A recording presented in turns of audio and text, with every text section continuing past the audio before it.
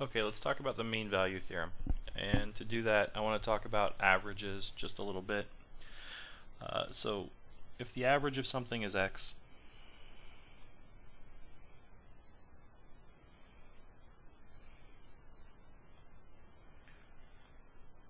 then there's at least one value that you're averaging that is at least x, and there's something else that's at most x. Maybe everything's x, but there's something bigger than or equal to the average, and there's something less than or equal to the average.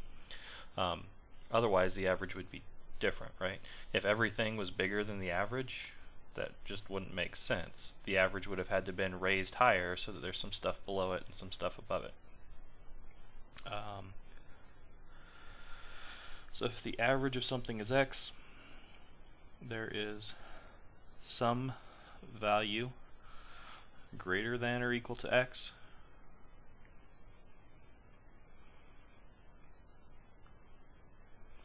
and there's some value less than or equal to. So let's just see a real quick example. Say I go to the grocery store and I buy 5 items and I spend $10.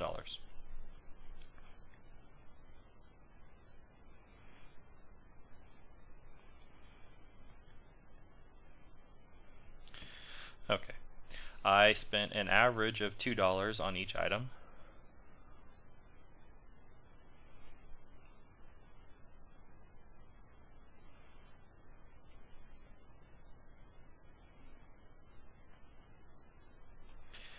So at least one item cost at least $2, and at least one item cost at most $2. So we bought something for more than or equal to $2 and something for less than or equal to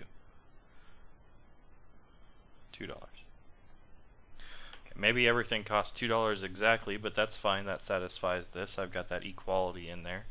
Okay, so this is a discrete example where I have a finite number or countable number or a enumerable number of things, items in the average. We can do this with continuous averages as well. Let's see sort of another example.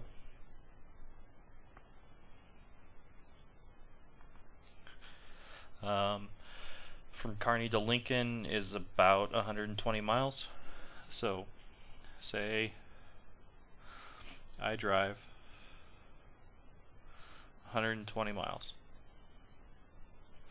in 2 hours. At some point,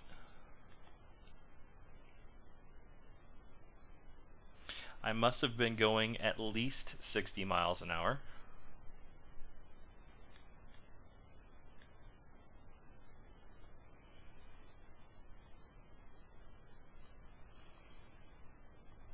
Because my average speed is 120 miles in 2 hours. That takes me 60 miles an hour if I was going at constant speed the entire time.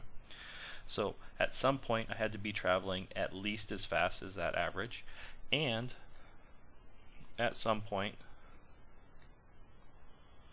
I must have been traveling at most that speed.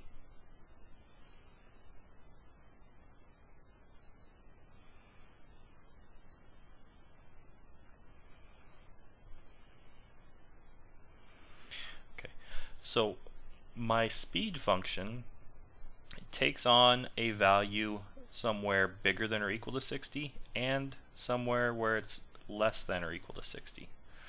If my speed changes continuously, there had to be a transition from going lower than 60 miles per hour to up higher than 60 miles per hour. And through that transition point, I was traveling exactly 60 miles per hour.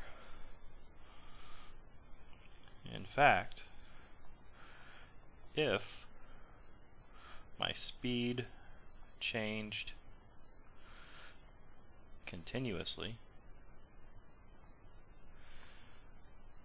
there was some point I traveled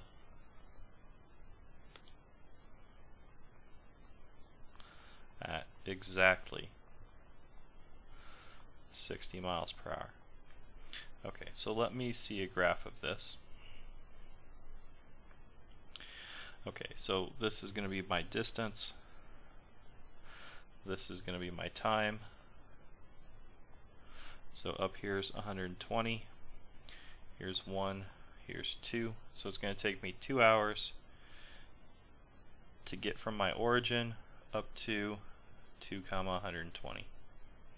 If my speed changes continuously, then my function sort of smooth, right? It doesn't have any jarring stops or abrupt changes in slope, because slope is my speed. So I've got kind of this smooth function here. Okay. What I'm going to do is I'm going to put a slope of 60 miles per hour through here. So this would be my average. If I was traveling 60 miles per hour, this would be a constant speed plot of my position.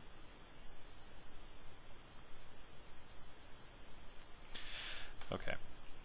This graph doesn't actually sort of match that blue line, because there's some points where I'm going much slower than 60 miles per hour. Like right in here, I'm almost stopped. And right in here, I'm sort of almost stopped because I've got a horizontal slope. That means my speed's 0. And at some points, I have a high speed. Let's go with green. At some points, my speed is fairly quick, right? Like here and in here, I've got a fairly high speed. So pink is low speed, green is high speed.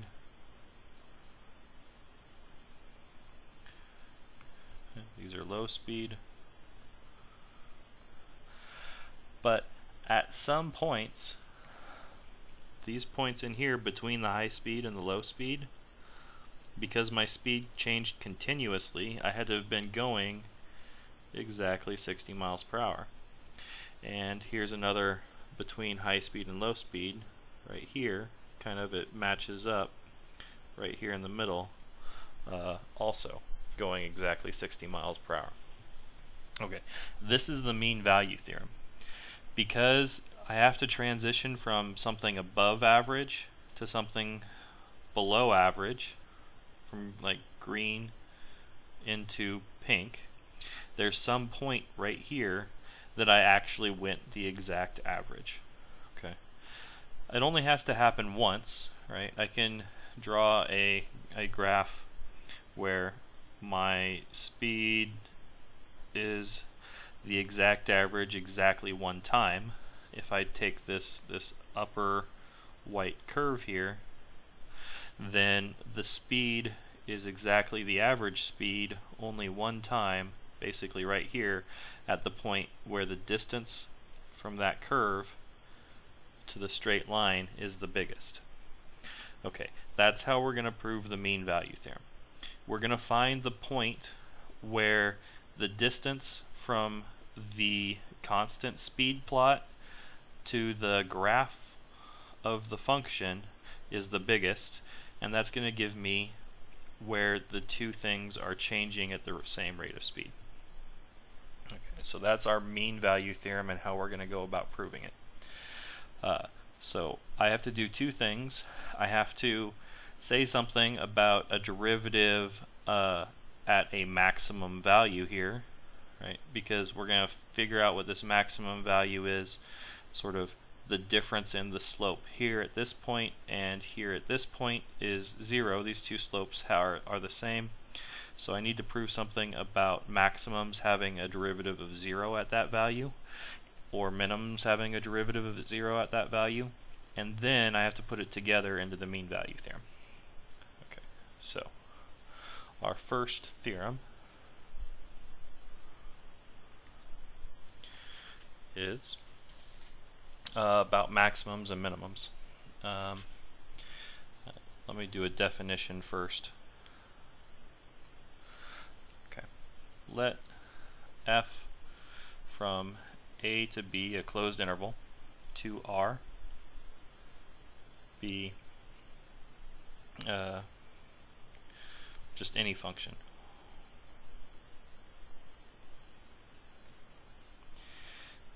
We say f has a local maximum or a maximum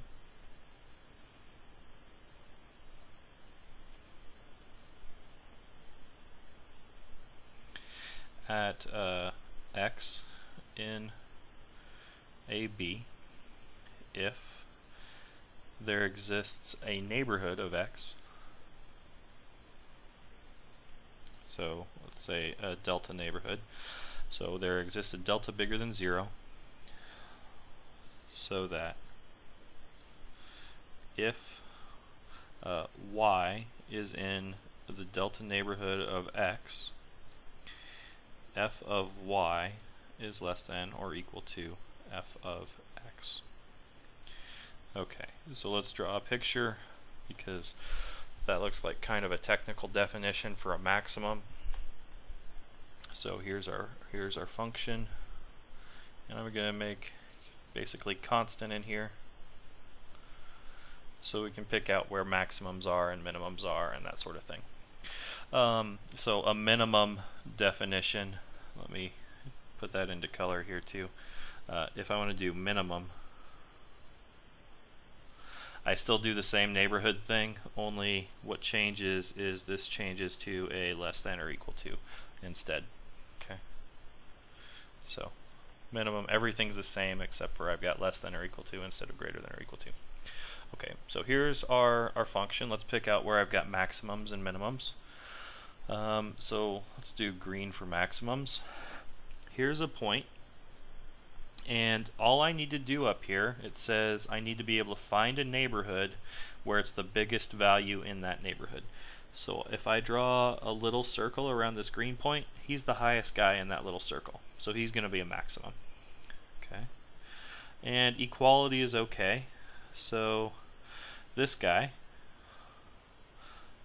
right at the corner there, I can draw a little circle, and he's bigger than or equal to everything inside that circle. In fact, all of these points on this line, if I draw a little circle around them, I can be bigger than or equal to anything in that circle. This point here, I can get up to it, but that point right at the corner is definitely not a maximum, because I can't draw a circle around him where he's the biggest, because right at that corner things start getting bigger. So when I draw an open neighborhood, I have to go to the right of the point just a little bit, and that would cause me to not be a local maximum anymore. So all of the green points are local maxes. Let's do red points for minimums. Where do I have local minimums? Well, here's a point which is a local minimum. I can draw a little circle, and he's the smallest guy in that little circle. Let me just finish off this graph with arrows so we're not too worried about the endpoints being local maxes or mins. They could be. If the graph just stopped there on the left, it would be a local min, on the right it'd be a local max, but let's have them continue on. Okay, now this guy right here is not a local minimum, because if I go to the left of him just a little bit, there's stuff below him. But anything on the horizontal line other than that guy on the right is a local min, including this point over here, which we didn't have as a local max. Okay. All of these points in red, I can draw a little circle around, and inside that little circle, inside that neighborhood, they're the smallest point around. Okay, so that's our definition of local maxes and local mins. If I wanted to make it an absolute max or an absolute min, it'd have to be every circle that I draw. He's the smallest guy in every circle. For a local, there just has to be one circle where you're the smallest guy. It's kind of the difference between a global maximum versus a local maximum. Okay, let's move on to our theorem about maximums and minimums.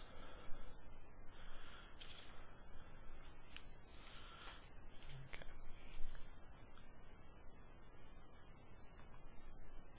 So let f from AB to R be a function if f has a local minimum at say x in AB and f prime at x exists, then f prime at x equals 0. Okay, this is kind of one of our core theorems for differential calculus, right? To find maximums, I figure out where the function has a derivative of 0, where it's undefined, and usually that's endpoints or points of discontinuity, or where the function doesn't have a derivative. Okay, so those are the only points I have to check for maximums, because this theorem says if I have a maximum or a minimum, let me fill that in. So if I have an extreme point, then if the derivative exists at that extreme point, it has to be 0. So the only places I have to check for extreme points are places where the derivative exists and is 0, or places where the derivative doesn't exist.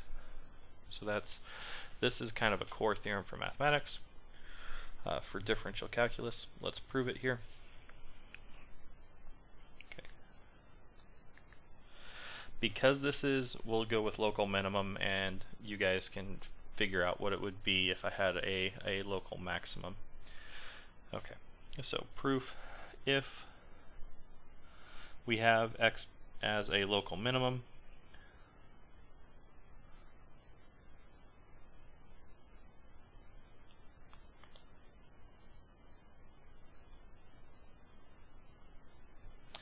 there is a delta bigger than 0 such that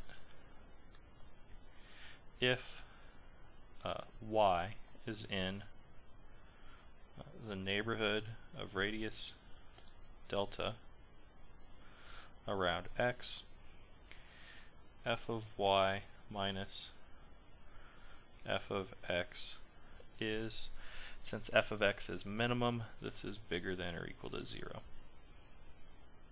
Right? Okay. So let's break this now into two parts. If t is in x minus delta to x, that's an interval, then f of t minus f of x divided by t minus x is, well, it's less than 0, because the top is positive, the bottom's negative. Right? T is less than x if it's in this interval. So the denominator is negative, the numerator is positive. I get that the derivative is, or the, not the derivative, the difference quotient is at most 0. So the limit as t goes to x of f of t minus f of x over t minus x is also at most 0. Right? If the limit was going to be bigger than 0, it'd have to be bigger than 0 in a neighborhood of x. This tells me that it's not bigger than 0 in a neighborhood of x. So it has to be at most 0. Similarly, if t is in the open interval x comma x plus delta, then f of t minus f of x over t minus x is bigger than or equal to 0, because now this time I have positive divided by a positive. So the limit as t goes to x of f of t minus f of x over t minus x is bigger than or equal to 0. Using these two things together,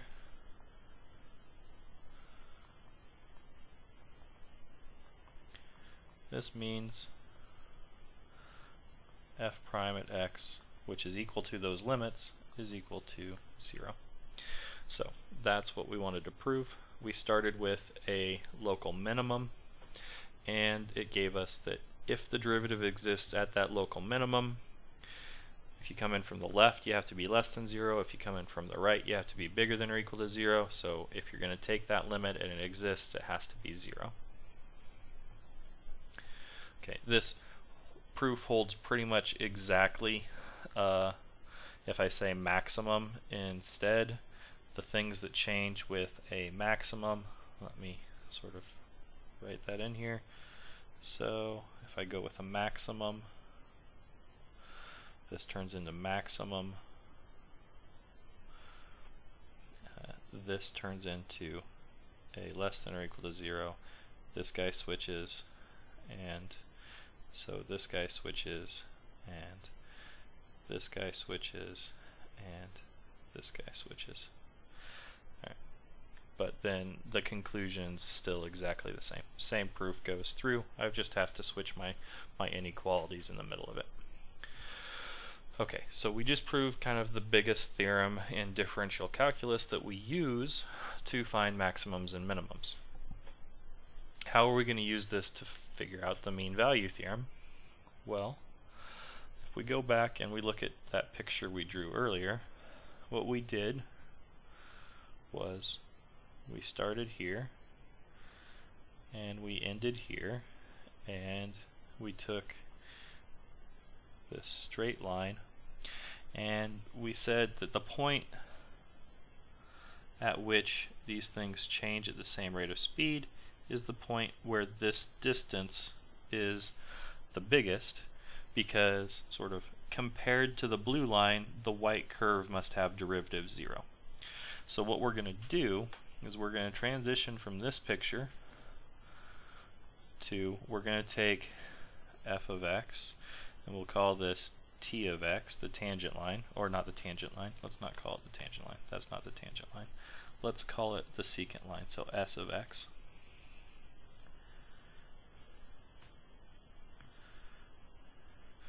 And we're going to transition to a picture over here where I've got this curve, and this curve is f of x minus s of x.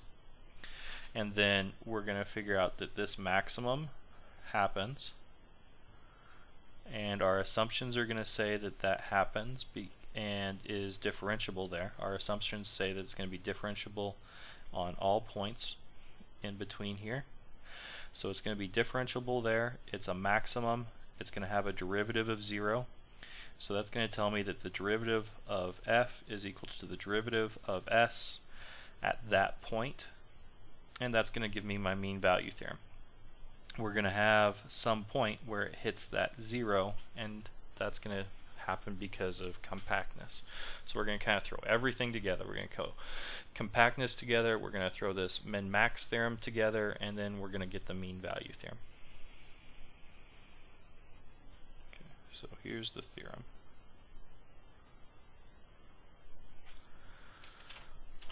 So if f from A to B into R is continuous,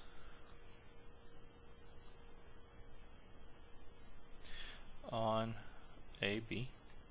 So this is a compact interval with a continuous function, so it's going to take on its maximum. And differentiable on its interior, AB. Then there exists some point C in the interior of the interval with f of b minus f of a equal to b minus a times f prime at c. Okay, which I can write this, that's the end of the theorem, i.e. f of b minus f of a divided by b minus a equals f prime at c at some point inside the interval. This is the average value, average change.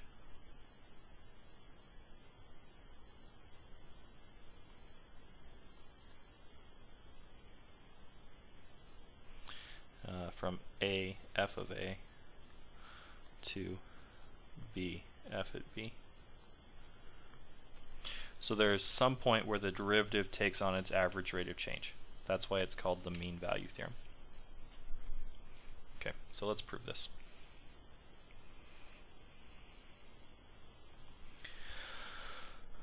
Okay, what we want to do is we want to take away that tangent line. So, or secant line. So we're going to let s of, we'll call it t, and it's going to equal that secant line. So that's going to be f at a plus t minus a times the slope, which is f at b minus f at a over b minus a. So that's kind of point slope form, but this is going to be our secant line. And we're going to set we'll set h of t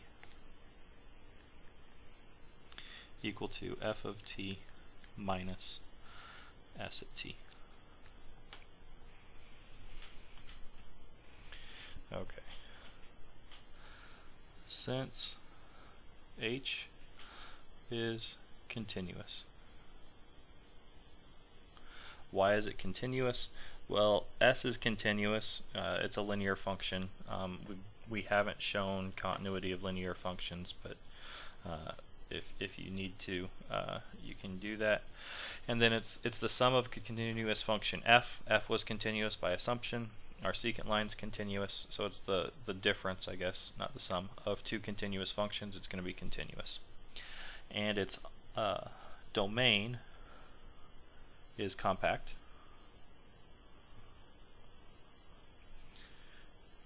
It's AB, right? AB is compact.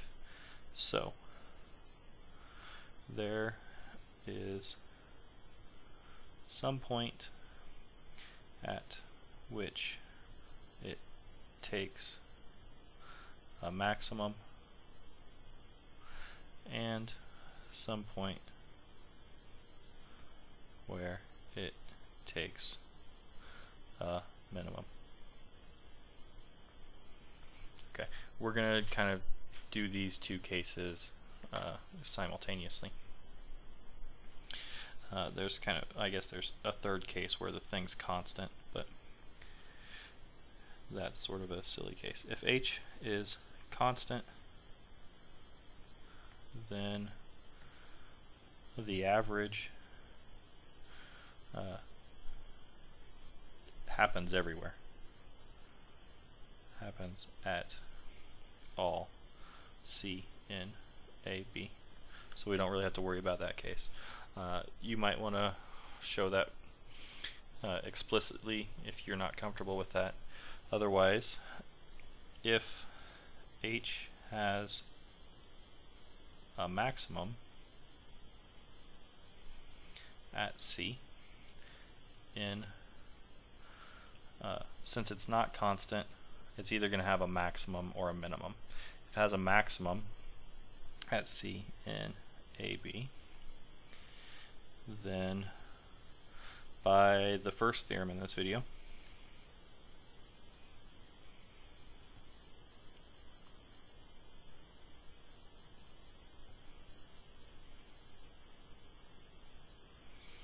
H prime at C is equal to 0. So H prime at C equals F prime at C minus S prime at C, which is equal to F prime at C minus 0 is equal to, at the very beginning there. What's the derivative of a straight line? Well, it's the slope of that line. We haven't actually proven that either, but that's something you guys can do for homework. That is, well, our slope was f of b minus f of a over b minus a. That was the slope of that secant line that we had, which gives me f of b minus f of a over b minus a is equal to f prime at c, which is what we wanted to do. Otherwise, it has a minimum, and the same thing holds. H has a minimum, and the same algebra goes through.